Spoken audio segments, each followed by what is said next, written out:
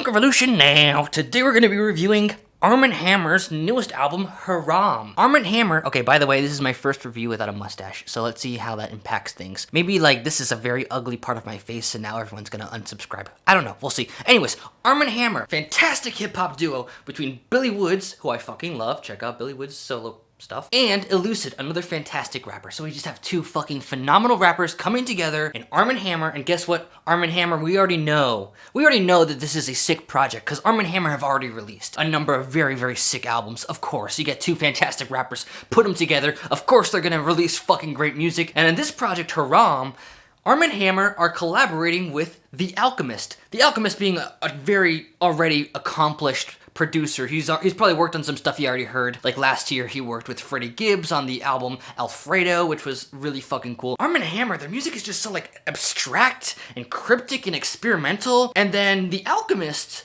while The Alchemist certainly is a very creative producer, he's a little bit more conventional typically than Armand Hammer. So it's like, how is this gonna blend together? How is this? What's the chemistry gonna look like? I'm scratching my head, but I'm fucking excited for this because it should be an exciting release.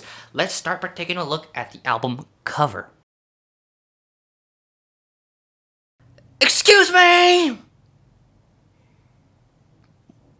First, we have Lil Nas X doing a dance down a pole, which, by the way,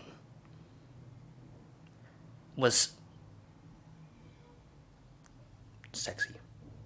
And now you have two dead pig heads on my album cover. This has been a rough week for us who like the internet nice and clean. Honestly though, two freaking dead pigs on an album cover, it's kind of badass, it's very bold, it's very dark, it's very edgy, and of course, I'm gonna take a wild guess here and say these two pigs represent cops because, well, Armand Hammer, let's just say they're very intelligent and they've got very good, very smart political consciousness flowing through their music. It's very creative stuff. So I approve of this album cover despite the fact that I just want to browse the internet without seeing porno or gore for 1 second. So musically, going into this album, I was not really, like I said, not really sure what to expect. Were Armand Hammer going to kind of like shift to be a little bit more conventional to fit over The Alchemist's beats, or was The Alchemist going to kind of craft himself to fit in with Armand Hammer's typical, like, really dark, abstract, cryptic music? What we find here is this actually gonna be the Alchemist who's gonna be making very Armand Hammer-esque beats, and he fucking kills it. The beats here are exactly what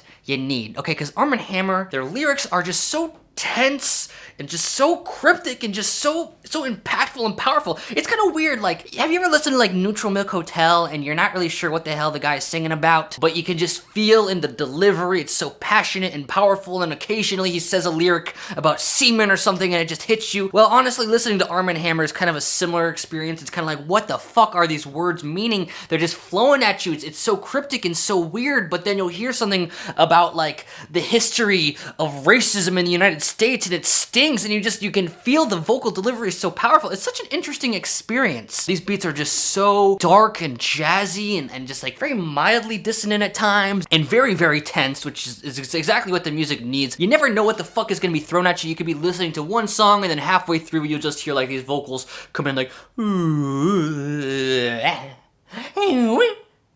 and then the song will return and the production will be totally different, equally as dark and tense, and then maybe before Elucid was rapping and now we have Billy Woods. And the point is just this is incredibly linear. The beats are so linear, they're just, you don't know what you're gonna get. The fucking rapping is just like some of the most linear rapping I've ever heard. But what I mean by linear is like hardly any repetition at all. Okay, it's such a mindfuck. I'm so used to listening to hip hop songs that, you know, somewhere in there have like a hook or a refrain or chorus or whatever. Here, nope, it's literally just like stream of consciousness, like throwing all these, it's just poetry. It's literally like reading poetry. It's just so much for your brain to digest. It's like you're trying to pick up sand and it just keeps sliding down your hands and you can't pick it up because it's like what's going on? It's so cryptic. The Armand Hammer approach is just such a mindfuck. It feels like you're sitting in on like a chemistry class that's really advanced when you don't know anything about basic math or anything about basic science. It's just like shit going over your head, but you know somewhere in the lyrics the secret to how the universe works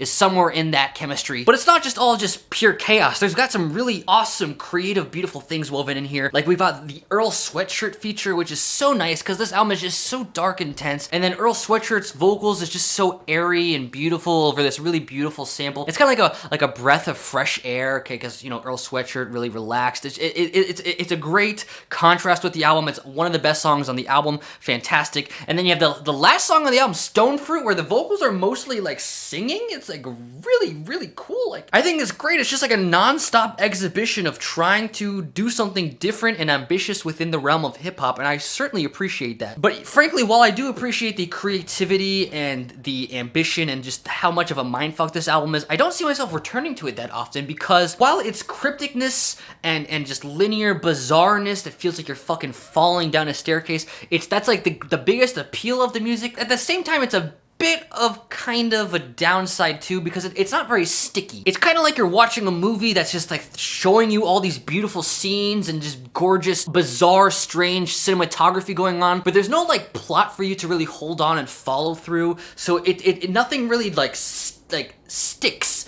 like you know, like a hook or like some sort of thing that would have like helped you kind of plant in your head, okay, this song is this song is this. It's like I finished listening to it, I enjoyed listening to it, but I don't really remember what I've listened to even after multiple re-listens. It's just not sticking, but I do really enjoy the experience of listening to it while I am listening to it. So putting all this together, I'm giving this a 7.9 out of 10. This is a really fucking awesome project. You don't want to miss it. If you're into abstract hip-hop, this is obviously an essential album you gotta check out. I'm really happy with it. Thanks so much for watching, everybody. Let me know what you think of the album in the comments. Let me know what you think of my mustache being gone in the comments. I know, it'll come back, don't worry. I know you want it back. You don't have to let me know in the comments. But anyways, yeah. Punk Revolution now. Like, comment, subscribe so more people will find my videos and we can have 1 million subscribers and overthrow Anthony Fantano. Thank you so much for watching Punk Revolution. Okay.